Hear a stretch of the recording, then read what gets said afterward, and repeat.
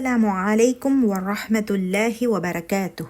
القرآن شفاء الصدور. القرآن இதயங்களின் நிவாரணி. இன்னைக்கு நம்ம பார்க்க இருக்கிற ஆயா சூரத்துல் பக்கரால 257வது வசனம். أعوذ بالله من الشيطان الرجيم. بسم الله الرحمن الرحيم.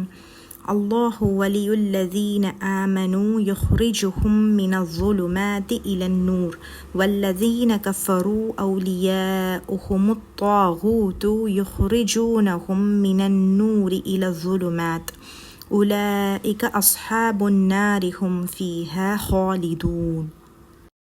அல்லாஹ்வே நம்பிக்கை கொண்டவர்களின் பாதுகாவலன் ஆவான். அவன் அவர்களை இருள்களிலிருந்து வெளிச்சத்தின் பக்கம் கொண்டு வருகிறான். ஆனால் நிராகரிப்பவர்களுக்கோ வழிகெடுக்கும் ஷைத்தான்கள்தாம் அவர்களின் பாதுகாவலர்கள்.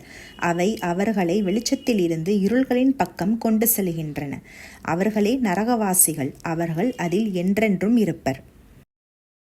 பிஸ்மில்லா.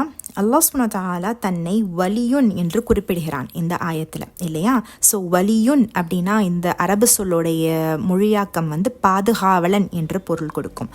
ஸோ இதை நம்ம அரபிக்கில் இஸ்மு சிஃபா அப்படின்னும் சொல்லுவோம். இஸ்மு சிஃபா அப்படின்னா அதனுடைய தாக்கம் என்ன நம்ம குரானை புரிந்து கொள்வதில் அப்படின்னு பார்த்தீங்கன்னா, இஸ்மு சிஃபாவாக வரக்கூடிய வார்த்தைகள் அனைத்தும் அது நம்ம இன்ஹரண்ட் குவாலிட்டி அப்படின்னு சொல்லுவோம். அதாவது உள்ளார்ந்த நிரந்தரமான குணம் கொண்டது அப்படின்ட்டுன்னு.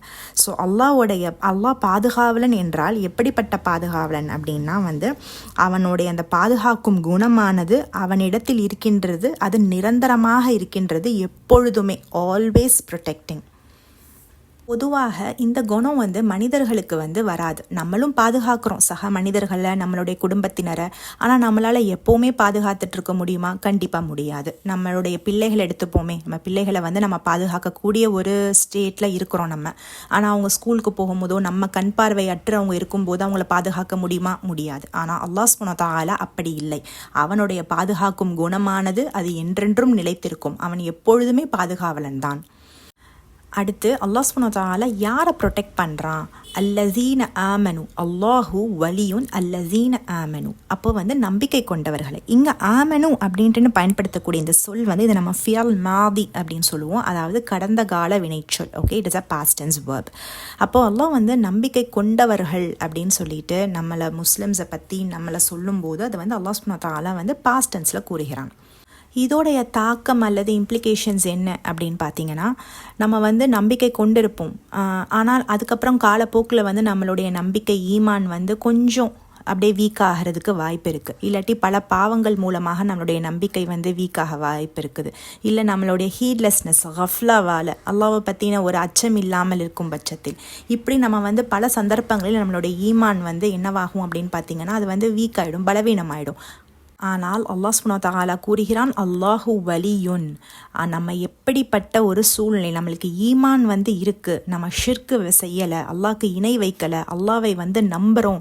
ஆனால் நம்மளுடைய ஈமான் மேலேயும் கீழேயும் அப்பப்போ அது ரொம்ப ஸ்ட்ராங்காக இருக்கும், சம்டைம்ஸ் வீக்காக இருக்கும். ஸோ இந்த மாதிரி அது மாறி மாறி வரும். மாறி மாறி ஒரு சைக்கிள் அது போனாலும் சுப்ஹானல்லாஹ், அல்லாஹ் சுப்ஹானஹு வ தஆலா நம்மளை பாதுகாத்து கொண்டே இருக்கிறான். அவன் நம்மளை விடலை. அடுத்து அல்லாஹ் சுப்ஹானஹு வ தஆலா கூறுகிறான், யுஹ்ரிஜுஹும் மினஸ்ஸுலுமாத்தி இலன் நூர். அதாவது அவன் வெளிக்கொண்டு வருகிறான் அவர்களை. யார் இந்த அவர்கள் என்பது நம்பிக்கை கொண்டவர்களை வெளிக்கொண்டு வருகிறான் இருள்களில் இருந்து நூர் பக்கம், வெளிச்சத்தின் பக்கம். சுப்ஹானல்லாஹ். இங்கே யுஹ்ரிஜு என்பது ஃபியல் முதாரியா, அதாவது இது ப்ரெசன்ட் டென்ஸ் அண்ட் ஃபியூச்சர் டென்ஸை குறிக்கக்கூடிய ஒரு வினைச்சொல்லாக இருக்குது. நிகழ்காலம், எதிர்காலம். இங்கே ஒரு விஷயத்தை நீங்கள் நோட் பண்ணிங்கன்னா, ஸுலுமாத் இருள்கள் என்பது ஒரு பன்மையான சொல். ஆனால் நூர் அப்படின்னா அது ஒருமையான சொல்.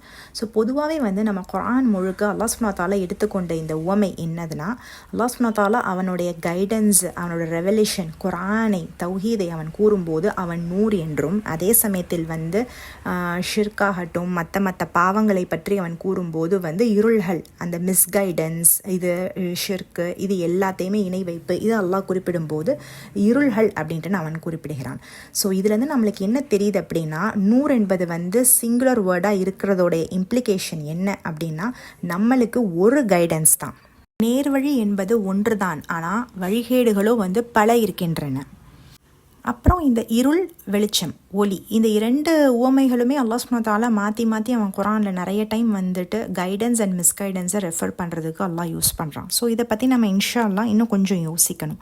பொதுவாக வந்து லைட் அப்படின்னாலே வந்து லைட் நம்மளுக்கு என்ன சொல்லுவோம், நம்ம லைட் இல்லாமல் வந்து இந்த ஏர்த்தில் இந்த பூமியில் வந்து உயிர் வாழ முடியாது, light is a source of all life form அப்படின்னு நம்ம ஸ்கூலில் சின்ன வயசில் படிச்சிருப்போம். அதே மாதிரி இப்போது ரீசன்ட் ரிசர்ச் சொல்லுது வெயில் இருக்கக்கூடிய இடங்களில் தான் வந்து மென்டல் இல்னஸஸ் கம்மியாக இருக்குது அப்படின்ட்டு. வெயில் இல்லை அப்படின்னா எப்போவுமே வந்து ஒரு மாதிரி ஒரு மூடு மேகமாகவே இருக்குது, வெளிச்சம் நம்மளுக்கு இல்லைன்னா வந்து நம்மளால் வந்து திறன்பட சிந்திக்க முடியல, திறன்பட செயல்பட முடியல அப்படின்றதும் வந்து இப்போ ரீசன்ட் ரிசர்ச் சொல்லுது. அதே மாதிரி இந்த பூமியினுடைய அழகை வந்து நம்ம பார்க்குறோன்னா அது வெளிச்சத்தின் மூலமாக மட்டும்தான் பார்க்க முடியும். அதே மாதிரி light also gives us a sense of direction. நம்மளுக்கு போகிற பாதை வந்து எப்படிப்பட்ட பாதை அப்படின்றத உணர்த்துவதும் வந்து ஒளி தான். இந்த உலகத்தோடைய அழகு ப்ளஸ் வந்து it is also a source of nourishment இல்லையா. வெயில் மூலமாக தான் நம்மளுக்கு வந்து விட்டமின் டி கிடைக்குது, அந்த விட்டமின் டி மூலமாக தான் நம்ம ஆரோக்கியமாக இருக்கும். இந்த மாதிரி வந்து வெளிச்சம் என்பது வந்து நம்மளுடைய ரொம்ப ரொம்ப ஒரு சென்ட்ரல் முக்கியமான ஒரு இடத்துல இருக்குது நம்மளுடைய வாழ்க்கையில். இப்போது இதை பற்றின அனைத்து எண்ணங்களும் நம்ம மார்க்கத்தை பற்றி நம்ம வந்து சிந்திக்க வைக்கக்கூடியதாக இருக்கணும். ஸோ எப்படி வந்து இந்த ஒளி இல்லாமல் நம்ம இந்த உலகத்தில் வாழ்கிறது கஷ்டமோ அதே மாதிரி தான் வந்து நம்மளுடைய மார்க்கம் இல்லாமல், அல்லாஹ்வுடைய கைடன்ஸ் இல்லாமல், அல்லாஹ்வுடைய கிதாப் இல்லாமல், அதை வந்து நம்ம உணராமல் புரியாமல் நம்ம அதை வந்துட்டு நம்மளுடைய வாழ்க்கையில் வந்து அதை இம்ப்ளிமெண்ட் பண்ணாமல் வாழ்கிறதுன்றது வந்து ரொம்ப ரொம்ப ரொம்ப கஷ்டமான ஒரு விஷயம். குர்ஆன் இல்லாத வாழ்க்கை வந்து இருள்கள் சூழ்ந்த வாழ்க்கையாகத்தான் இருக்க முடியும். அதே சமயத்தில் இங்கே அல்லாஹ் சுப்ஹானஹு வ தஆலா நம்மளுக்கு கூறக்கூடிய விஷயம் என்ன, அல்லாஹ் வந்து நம்மளுடைய ப்ரொடெக்டராக இருக்கான். நம்பிக்கை கொண்டவர்களுக்கு நம்மளுடைய நம்பிக்கை வந்து சில நேரங்களில் பலவீனமானாலும் நம்ம தவறுகள் செய்தாலும் அவன் என்ன பண்ணுறான் அப்படின்னா நம்மளை வந்துட்டு இருள்களில் இருந்து, நம்மளுடைய இருள்கள் என்பது வந்து நம்மளுடைய பாவங்கள், அது வந்து ஈடாக இருக்கலாம், இல்லாட்டி வந்து பவருக்கு இருக்கக்கூடிய ஆசையோ இல்லை ஃபஹ்ஷாவின் பக்கம் போகக்கூடிய ஒரு நஃப்ஸாக நம்மளுடைய நஃப்ஸ் இருக்கலாம், அசிங்கமான பாவங்கள், அப்புறம் மறைமுகமாக நம்ம செய்யக்கூடிய பாவங்கள். இந்த மாதிரி வந்து அந்த இருள்கள் வந்து பல லேயர்ஸில் இருக்குது. There is a layers of darknesses. So எந்த மாதிரியான டார்க்னஸஸில் நம்ம மூழ்கி இருந்தாலும் ஒரு டைம் நம்ம அதை ரியலைஸ் பண்ணிட்டோம், இல்லை நான் இதிலேருந்து நான் வெளியே வரணும், இன்ஷா அல்லாஹ் எனக்கு இப்படி இருக்க பிடிக்கலை அப்படின்றப்போ அப்போ அல்லாஹ் தான் நம்மளுடைய வழி. நம்மளுடைய ஜுல்மில் இருந்தே, நம்மளுடைய அந்த இருளில் இருந்து பாதுகாக்கக்கூடியவன் யார் அப்படின்னா நம்மள்கிட்ட இருந்தே பாதுகாக்கக்கூடியவன் அல்லாஹ் சுப்ஹானஹு வ தஆலா. அவனுடைய சத்தியமானது என்னது, நிச்சயமாக நம்மளுக்கு ஒரு கடுகளவு ஈமான் உள்ளத்தில் இருக்குமே ஆனால் அல்லாஹ் சுப்ஹானஹு வ தஆலா நம்மளுடைய இருள்களில் இருந்து வெளியே கொண்டு வந்து நூரின் பக்கம் கொண்டு வருவான். நூர் என்பது வந்து அவனுடைய கைடன்ஸ், அவனுடைய ஹிதாயா. சுப்ஹானல்லாஹ். அல்லாஹ் சுப்ஹானஹு வ தஆலா நம்மளை நேர் வழிப்படுத்தட்டும்.